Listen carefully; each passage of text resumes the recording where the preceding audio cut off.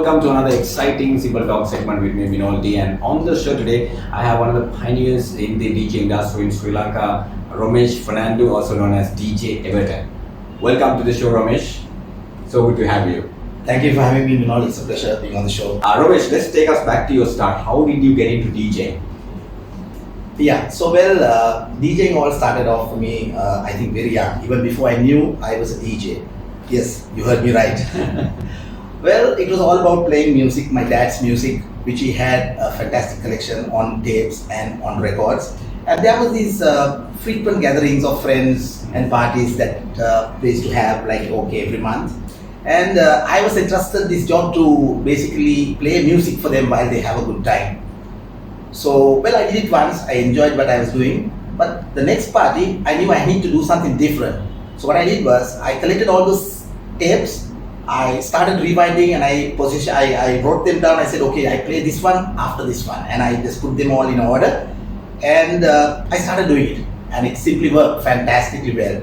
And I could just see the audience, see the crowd reacting to what I was doing, and that was an amazing feeling. And from that point onwards, the next party, I thought I need to do something different. Of course, my dad had a lot of records, and I thought, okay, maybe I need to give them an uninterrupted session instead of stopping the music and playing. So then I started combining the records with the cassettes, and that gave an uninterrupted kind of session. But of course, there were no mixers and stuff at that time. So what I used to do was I used to basically play the record, stop the music, then put the record on. But I used to show the people what I was doing, playing the record, putting the arm on the record and all that. So people were really a little for a moment, because it was DJing. I don't know that I never knew that it was DJing at that time. So people were really watching me, and then that's how it all started. So this was way back in the 80s? I would say this was around 79, 80, 81, and I was a kid I was just a kid at that time, and I was way beyond my music that I used to listen to. And let's get into that. So the music was already in the family, in the background? I would say my dad had a wonderful taste of music, and he used to really listen to some really nice music at that time. And of course, there was a lot of radio, and we used to all listen to radio. Even my mom is a music lover. She also knows her music very well. She also used to play instruments and all that. So it was, I would say, music was in the family. Yes. So then from this young kid who was schooling, I believe, at that time, so then you took it to the next level. Tell us about that. So after doing a couple of these parties for my dad's friends, and I used to play some fantastic music for them. Actually, their type of music, I would like to mention about maybe the Doors or Neil Diamond and stuff like that. A little bit of Pink Floyd and stuff like that. So I was just a kid then. This music was music for their crowd, their type of crowd. But then still, I thought, okay, so I need to do something, play my type of music also. So then I started playing for my friends around me who used to have small parties, small gatherings every month or so. And I used to play stuff like ABBA, Bonium and stuff like that for them at that time, Eruption, right, and stuff like that at that time. And that really kept me going. And so then I knew, okay, so this is something that I can do, and I enjoyed what I was doing. So I was a hit at that time. Everybody wanted me to play at their parties. I'm talking about kids parties. Right? Kids parties. And where we used to, where we used to start off, organize every month or so. So this was all while in school? All this was while I was in school, yes. Right. So let's talk about your next step, and you take it to hotel arenas. Yes. So while I was doing all this, there were dad's friends, uncle's friends, relatives who walked up to me and said, look, you should approach a hotel and maybe you can get some work. Maybe you can work as a music provider.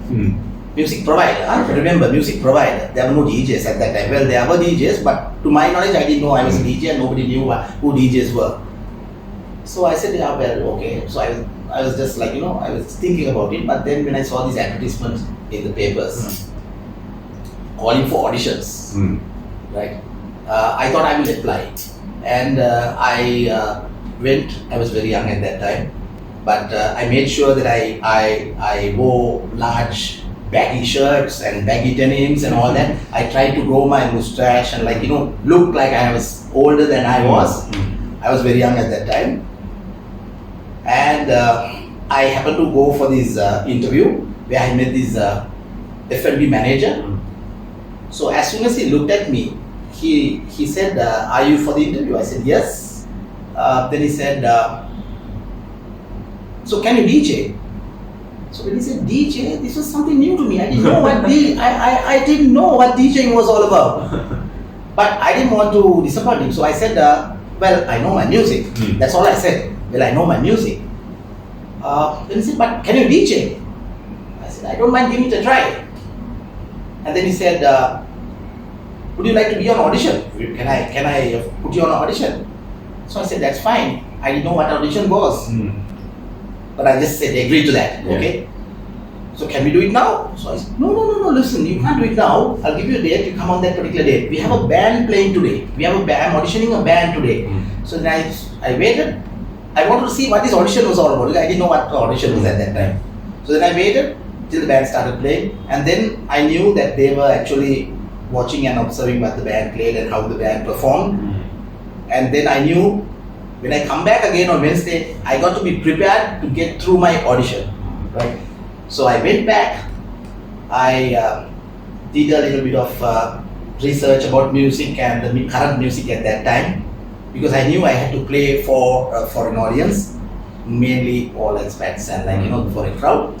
So I did all that research, I collected some music, I recorded some music. That whole week was spent recording music from the radio. Still on tapes? On tapes, Okay. yes, on tapes. So that entire week was spent recording music of the radio, which I used to do. And so I was given this chance to play, to perform in front of the manager and a few seniors there at the hotel. What's the hotel? This is actually Bentota. It was Bentota Beach Hotel at that time. So I got through the audition, and I knew it from their faces that they liked what I did. So they were very impressed. So I knew that definitely, even before finishing my audition, I knew definitely I had got through my audition. So they walked up to me and asked me, "When can you start?" And there was just this one guy who noticed that I was not that old enough. And he said, "Look, by the way, how old are you?" So I said, "I'm 16." And I was only 14 at that time. I said, "Never mind. Okay. So when can you start?"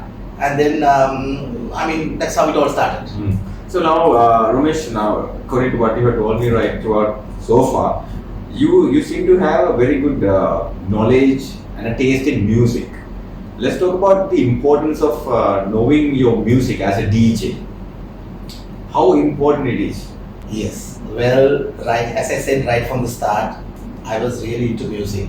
And I was very passionate about music. And even my school days, if I still have some actually, even my books are all with names of bands, even the way, even my trousers too, everything had always a band or something mentioned on it, like that.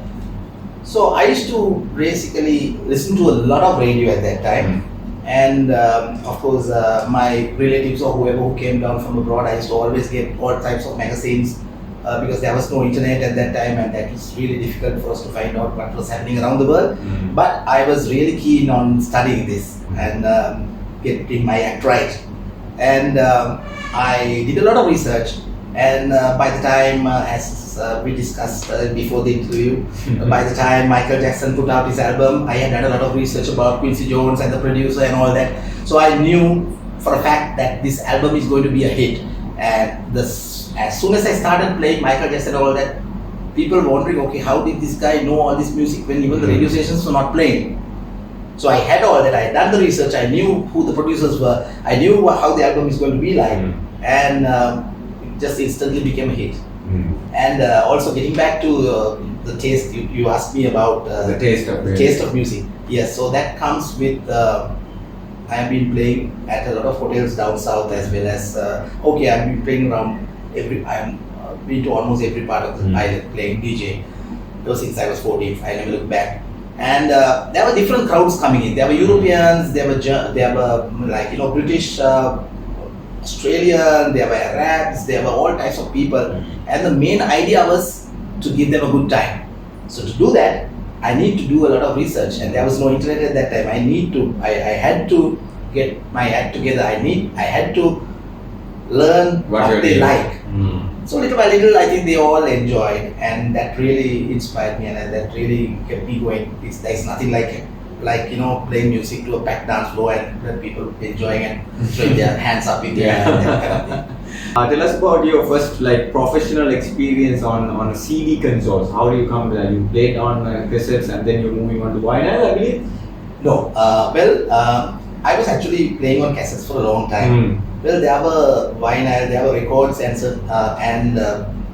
consoles in certain places like the Ribolina, after I started off after some time. But they were actually, we were not supposed to touch that equipment because that equipment was owned by the hotel. Right. So we were only paid to play on tape, so we were doing a damn good job on tape. So I mean, nobody even noticed that we were playing on tapes at that time. Right. Okay. And but at that time, as I said, like from the start, I have been always having music. My dad had records at home, and I used to always go through those records just to see, what is what, and I knew what 12 inches was, what a 7-inch record was, what a 12-inch was, the sound difference it had from a 12-inch to a album.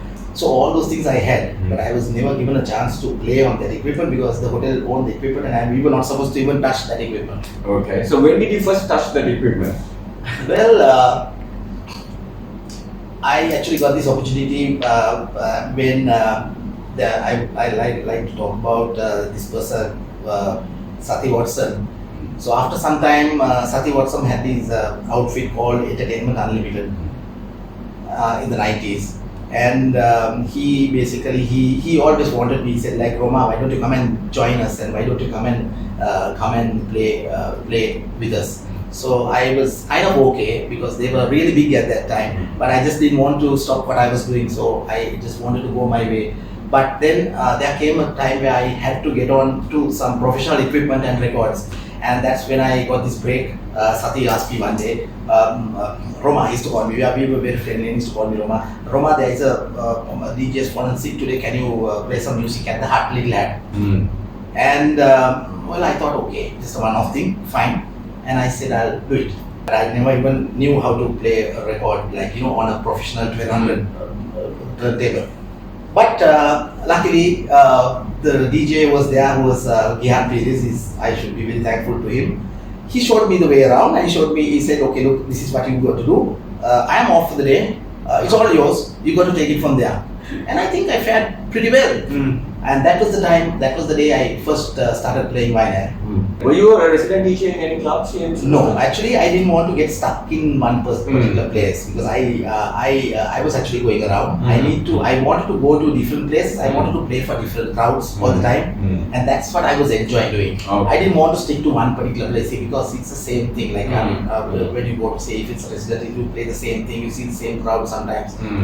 It's the same setup. So I didn't like that. Right. So you were very popular in the mobile industry. Yes, so while all that was happening, of course, then the house parties were really happening at that time. And I must say, there will never be another 90s. There will never be another, because those parties were really, really electrifying. Those were really nice parties. And the difference was actually, we got to play. Sometimes we had 3-4 gigs a week. And we used to go from one gig to the other to play. One gig to the other to play, right? And we used to carry our equipment. Sometimes we had to have our own equipment all set up, or maybe hired equipment set up, and maybe assistant playing till I finish my set and go there. But it was very interesting, and it always had different crowds, and it was nice, really nice. There were no sound restrictions at that time. Right? And parties went on till late, there were gate crashes, oh my gosh, and the crowds. While we're talking about the 90s party scene, let's talk about how do you see this difference? Let's compare this scene right now. Yeah, so sadly, I think there are no very, very, very few house parties happening nowadays. I think it's mainly due to the sound problem restrictions and all those laws that came up. later. Mm. Many people started hiring out hotels or venues or other places and having their parties there. But it's not. Let's tell you that it's nothing like having a party at your own home, right? You know where to go, you know where to hide, you know where to you know the dark areas, you know what, you know your neighbor, you know your friends, you know what. Mm. So it's nothing like a house party. You still play you're still a DJ, right? Yes. So how do you see this difference now when you go to a club? You still do DJing in clubs as well, I've seen. Yes, I do. Yes. So how do you see this difference back in the day and when you compare the scene right now? Has it got better? Yeah, I would say equipment wise, yes, we have really come a long way. We have the best equipment in the world, right? And the DJs nowadays have to be very thankful for what they see in front of them, because we never had that equipment. We never ever had that equipment, but we manage with whatever we can. But yes, equipment has come a long way. But sadly, when it comes to DJing, yes, there are certain people who have really done well, who are really doing well, who really impress me. But there are some who just do it as a hobby, just for the sake of being a DJ. I think that should not happen. I think they should take their job very seriously. And remember, they are in the showbiz industry. Let's touch on that a little bit more. I mean, a lot of people, Romesh, start DJing as a hobby. Straight after school, nothing to do, they start DJing, and then you get into that habit and you keep doing it. And some down the line, they just give it up. So talk about that, or you can give some tips on how a young person who's coming into DJ, who wants to be a DJ, how can they get motivated? I would say, if you want to really come up, you need to have a very good knowledge of music. You got to be very versatile. You got to be very creative in what you do. You just can't copy something from somebody else. You can't just download music from the net. You should know what type of music, the genres, the versions, the remixes or whatever. You can't just do things that other people are doing. You need to do something for yourself. You need to put out something, like, for instance, I'll give you a classic example. In the 90s actually, when equipment was in plenty, the CD consoles, you were asking me about the CD consoles, those were the first time we started using DJ consoles and all that. But when we started, I think, I don't know, there may be others, but I think I'm a big fan of Neil Diamond, right from my dad's time. And I dropped Sweet Caroline at that time. And the crowd went mad. And this was at a teen party actually, right? And ever since that day, I always played Sweet Caroline wherever I played. And after a while, I noticed all the bands to everyone playing Sweet Caroline. You go to a match, you'll hear Sweet Caroline. You go for a dance, anywhere, it's still the same. Sweet Caroline. You hear it, yeah. So nobody used to play Sweet Caroline at that time. Maybe the top bands used to, but not as much as it's played right now. It's a hit. Neil Diamond, Sweet Caroline is a hit nowadays. So these are the things that you need to drop. You need to identify. You need to know your music. You need to drop a correct track to gain that attention. Then people think this guy played some amazing music. So that's how you build up. Be original. Be unique. Yes. Be how unique. can one develop that skill? Well, there are wonderful places now, thanks to places like the DJ Academy, which is a wonderful place, right? They can always come, they can get proper guidance by the top people here behind the DJ Academy. Then there are also places like the Vinyl Cafe, which is a wonderful thing. I think both these places are the pride of the entire region. We should be very proud of what we have actually. The Vinyl Cafe and the DJ Academy. So these places here can actually help them out, and they can polish. Of course, they need to go back and do their own practicing and do their research and learn their music and all that. But back in the day, there were no places like this. So these guys are really, very fortunate to have places like this. So according to what you are saying, what I gather is they don't do this as a hobby. Take it serious, is it? Yes, because remember, once you're in this, you're in the showbiz industry, you're in the showbiz scene. And there's no turning back. There is no business like show business, and there's no turning back. Where back in the day, there were objections. My parents didn't like me. There were some people who objected and said, no, this is not going to work out for you. You should not do this. Then there were, down the line, there were girlfriends coming out with all types of, regulations saying, no, you can't grow your hair. You can't play this type of music. This is like, but I was only focused on one goal. DJ. So this is why I tell them, if you're serious in what you're doing, if you're really serious about what you're doing, you need to get your act correct. You need to learn your music. You need to have proper and do a little research and find out nowadays like plenty of ways of learning what's happening around the world. And I'm sure, you'll enjoy what you're doing. Right.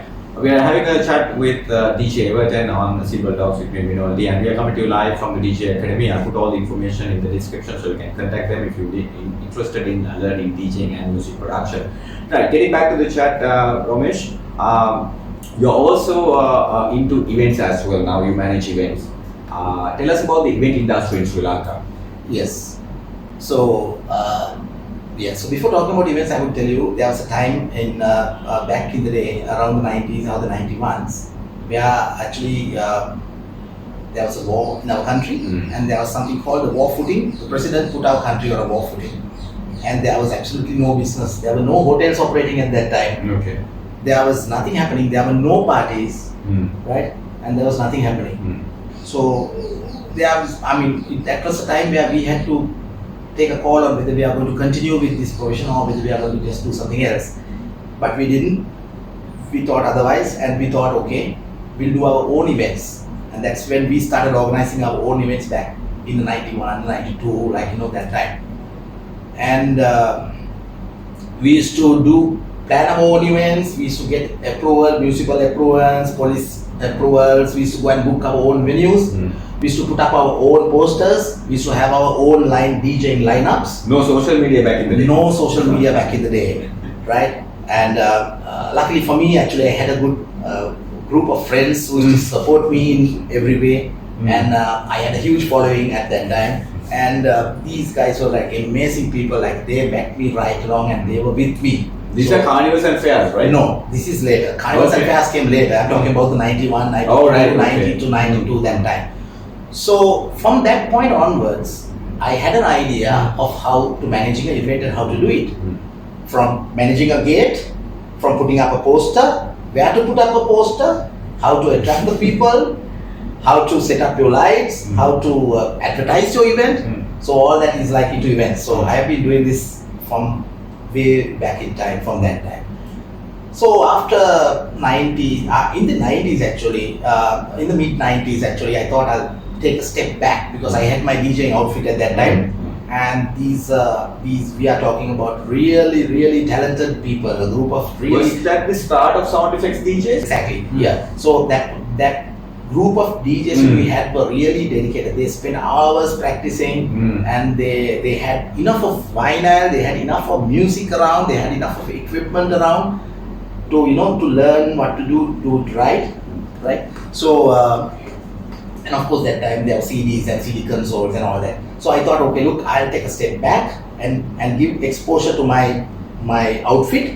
And that's when I got into events. And I started doing my events, corporate events and stuff like that. So this was around 97, 98, 99, around that time. Speaking of Sound Efx DJs, I have to share my personal experience as well. Back in 2003, I was part of his DJ outfit as well, and we used to have a very hard time. Because I remember him telling me before I start playing on, I think we had Denon consoles back in the day.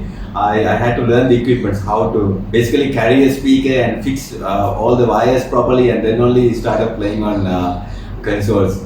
So sharing my personal experience with him. I make it a point to get my DJs right from the start. They need to carry their equipment, they need to take care of their equipment, they need to fix their own equipment, and of course, they can't bust up the equipment. So all this is a part of DJing. You need to do all that. When you're a DJ. So nowadays people carry their speakers, they just come, they just DJ, but the whole thing is lost. I think you need to do all that. You need to carry your own record boxes.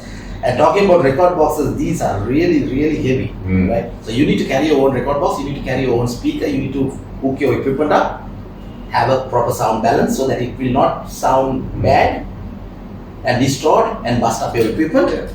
So I think these are very important things. So I think you realize now that how important that was. Exactly. Speaking of record box, we'll get into turntablism. It's a different art. How did you get into this? Well, let me tell you, it's a very, very expensive hobby. Yeah. It's a really, really expensive hobby. Not many people have this hobby in Sri Lanka. So anyway, I'm glad to have a fairly large vinyl collection, and I'm blessed to have people. There again, I was actually, when I was playing in these hotels down south around the country, they used to have, there were repeat, tourists coming back to the country, and we made friends with them, and they all enjoyed my music, and we were so close and so connected. And they used to call me months in advance and say, look, I'll be coming to Sri Lanka in July or August. Do you need anything? And the first thing I was tell them, look, can you get me this record? Can you get me this? Right? And at that time, the records were just $2-3 only, and that was not very much. And so they used to bring heaps of records actually for me, right? 10-20 records like that, and say, look, this is hot, this is what, try this out, this is big in Germany, this is big in the charts, this is big in in the Billboard charts, this is this, that and all that. So I used to get heaps of records. I still continue getting records from my very close friends who support me. Do you mind me asking how many records you have? I don't want to comment on that. I never. Let's say one of the largest collections. Yeah, so I have never even counted. Counted, no, I don't. You still get them down? Well, yes. In fact, yes, I still get them down. And even it's yesterday, a very expensive hobby. It's an expensive hobby. But I just don't want vinyl ending up as a kind of a doorway or something like that. So I buy vinyl whenever I see somebody who wants to get rid of it. I say I just often I buy. Even yesterday I bought some vinyl from a very well-known DJ. He offered it to me at a very. He said, okay, you can have it. So I still keep buying vinyl. So I just don't know. I've never even gone through how many I have, but I do have a fairly big lot. Speaking of records, turntables in back again. Your experience on the turntables. How do you enjoy this? It's a fantastic feeling. Like I said, when I first got the opportunity to play, right, I just knew that this is going to be my next step. I just had to buy my own vinyl from that point onwards. And ever since that day, I've been collecting vinyl. And I'm really honored and glad to have pretty much the best collection in this entire region. Because I got music, I got record collections used by Naushad, by all the top DJs. I don't want to mention names. Every DJ, all their collections ended up with me. So I bought them off them, and they're all very well protected.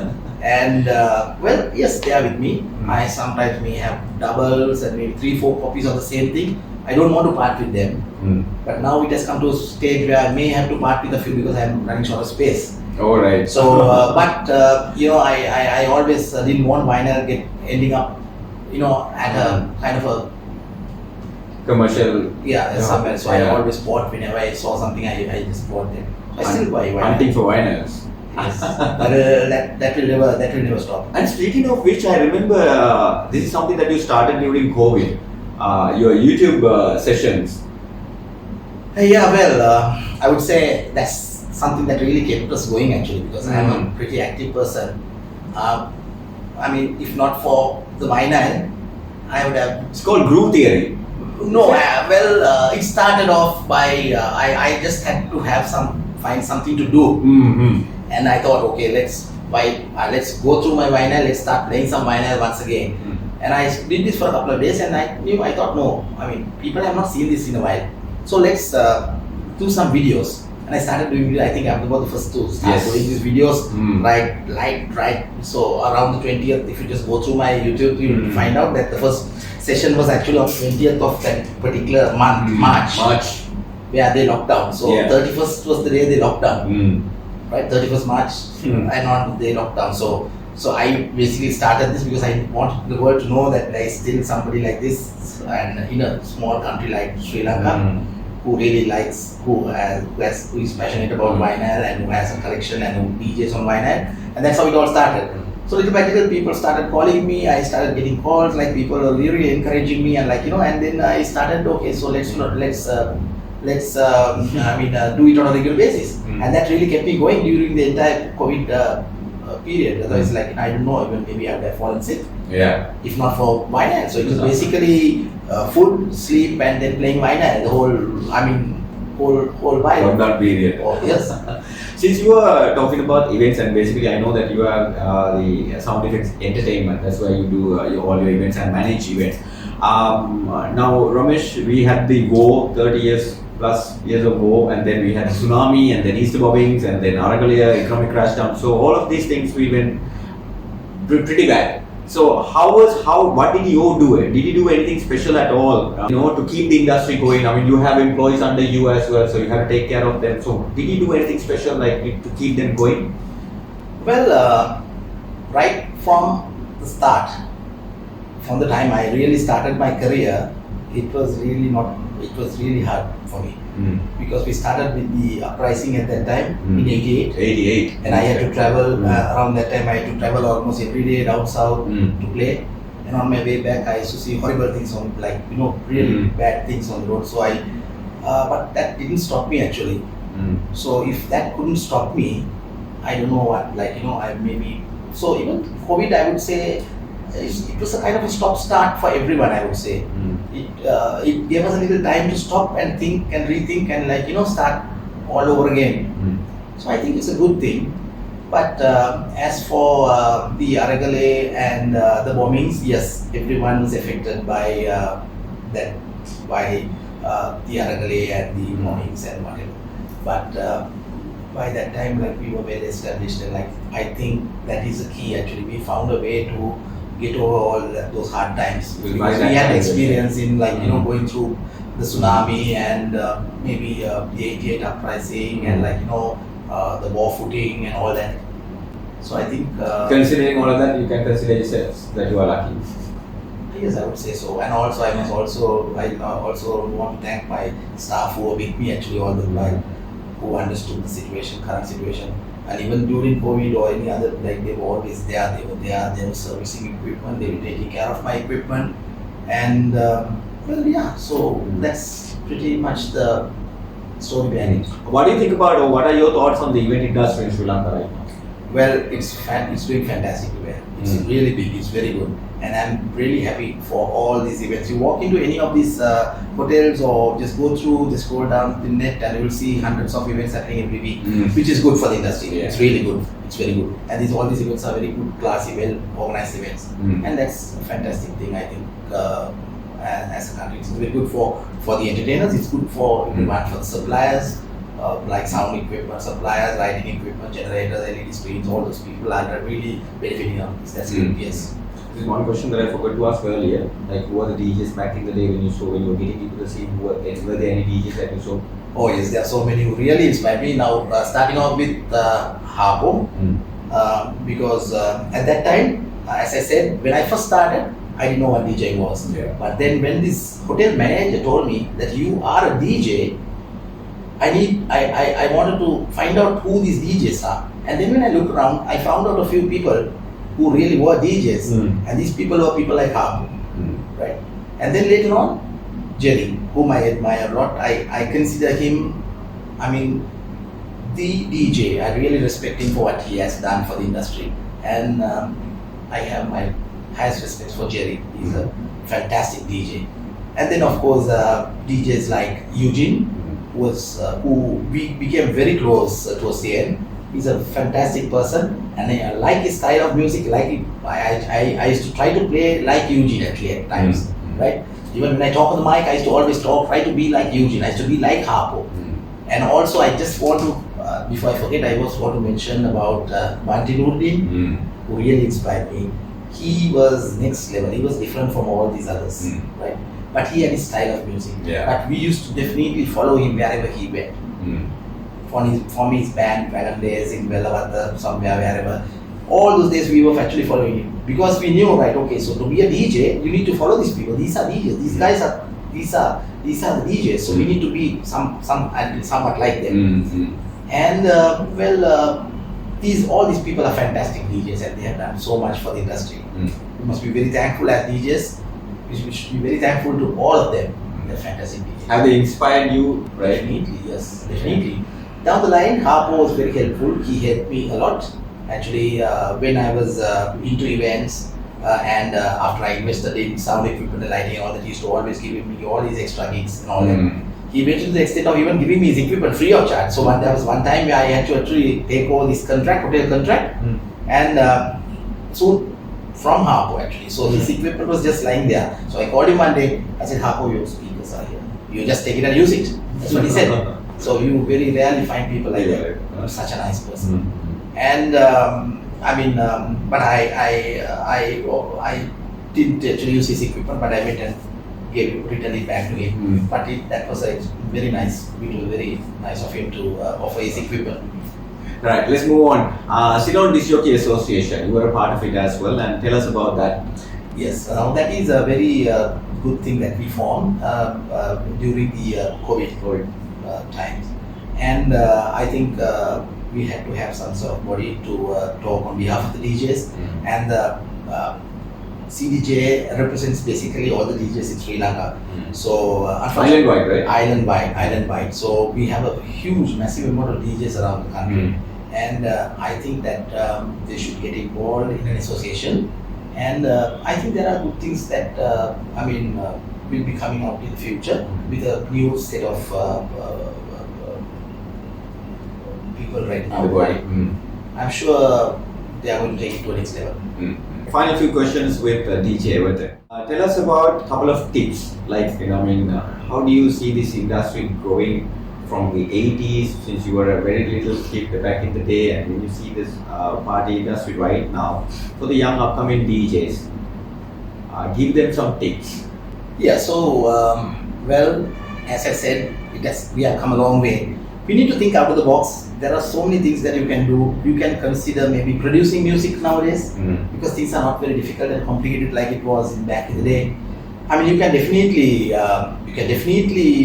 get into producing music, which is huge and massive, right? And I know a couple of really good DJs who are really doing well and well respected youngsters, and I feel very proud and very happy for them for what they are. So you need to think out of the box. You need to do something different, and I would say if you are the key thing is learn your music properly, because sadly we go for certain gigs where sometimes I just happen to go and I hear a nice tune, a nice melody. I walk up to the DJ and I ask him, brother, lovely tune, what was that tune you were just playing? And well, he looks around, he scratches his head and said, which one are you? I said, the one you just played. A little while ago, that was. And he keeps scrolling down. So that shouldn't be the case. He should know his music. This has happened to me and I've seen it, so I feel very sorry for him. So that shows that he doesn't know what he's playing. Just going with the flow. He's just going with the flow, so that's bad. He should know what is that. And as a DJ, when you drop a tune, when you drop a certain track, you should introduce the track. You should talk. You should drop the track. You should make the people know that this is hot, and you should basically make them dance to it. So this is the other thing. So now I come from an era where DJs used to talk on the mic, interact with the people. That was the thing actually. But we don't see that happening anymore. Yeah, sadly, yeah. Well, it doesn't have to be the way always. I mean, you don't have to really do it.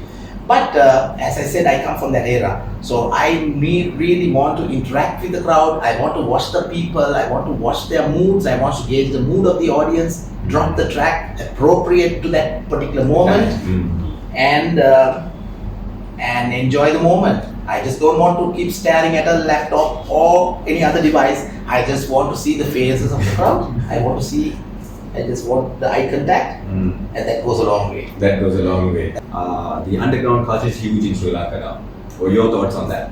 Yeah, I think it's next level. I think that's taken. It has gone to the next level. It's fantastic. Wherever you go, you see massive crowds. You see artists coming down, which I don't think is good for the industry, because as DJs, I think we have the capacity. We are really talented, and our DJs here are they are really top level. They're top level. So I don't see why people want to get down foreign acts. Well, yes, I don't see anything wrong in getting down foreign acts, but then before you think of getting down foreign act, you should always think about helping the industry, or maybe if a foreign act is brought down, a certain amount or a fee paid to an association or whatever, just to safeguard and to protect the DJ industry. Yeah. I think that we should think of that. That's a very important factor. But saying that, well, yes, foreign acts coming down, yeah, we can definitely learn from them. There are so many things that we can learn. Back in the day, we used to go to see, we used to go to Singapore, we used to go to Dubai to see people like Fatboy Slim, or maybe like Carl Cox or whatever. So I mean, they will. I don't see them coming to Sri Lanka. But, I mean, at least if the newer generation sees some new talent coming down from overseas, I think that can benefit the industry. Yeah. Have you ever thought of playing any house like underground music? Of course, I do. I love playing. Well, as a DJ, I don't dislike any genre. And let me tell you, I'm a very versatile guy. I play all types. I can play jazz the whole night. I can play rock, alternative rock the whole night. I can play house and house music the whole night. I can play disco and funk the whole night. Right? So I mean, I basically like playing all this. You keep yourself updated? Of course I do. And I still do. I still do a lot of research about the new music. I still do a lot of modern day teen parties. Although I am I still enjoy doing that. And some actually walk up to me and say, "Uncle, how do you do this?" I said, "Well, yeah, I know my music." So I think that's the key. That's very important actually as a DJ, to actually know what you're doing, to study the music, the current music. And keep yourself updated. Exactly. Especially the technology as well, no? Like, not only the music, but you have to keep yourself updated with technology. I don't see any reason why the DJs nowadays cannot be updated with the new music, with all these facilities around. Yeah. Because back in the day we had very limited resources. And like sometimes we used to get magazines, old magazines, and we used to just go through the magazines. Right? Yeah. We used to get people Billboard magazines and all types of DJ magazines and all that stuff. So nowadays you just walk up to a store and you just order it on the net, and you just download the phone now. You can download it on the phone and there. So I don't see any reason why they should not study and take music seriously. Especially playing on softwares. What are your thoughts on that? MIDI controllers, use the technology. Are you up for it? Yes, definitely. So with music, these things make things easy for you, right? So I don't see anything bad in that, right? So the thing is, you have to master the art. But in my opinion, I feel that you're more on the job on a pair of turntables or maybe even the CDs. But with record box, with all the softwares around, fine, they're all good.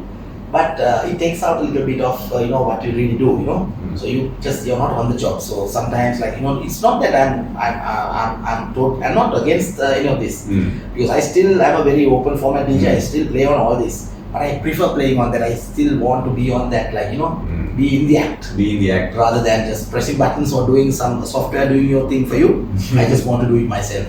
And he still does a very good job at it. I try my best. Anybody that you want to thank in your journey so far? Well, there are so many whom I would like to thank. Basically, I would like to thank my parents, my mom and dad, who really helped me right now the night. I would say my mom used to even carry speakers for me, for my gigs, when I couldn't afford to have a sound guy or a helper. It was just, she used to help me. So, I definitely not forget what she has done for me. And down the line, of course, I had a large group of friends around me. Too many to mention actually, but they have always been very, very helpful to me. So I think I owe a lot to them, and I think I'm very fortunate to have people like that around me. It's time to wrap things up right here on this episode of Simple Talks, and we were joined by one of the pioneers in the DJ industry in Sri Lanka, one and only DJ Everton. Thank you so much for being on the show, and it was a pleasure having you, and we'll meet up again soon. Thank you for having me. It's an honor being on the show.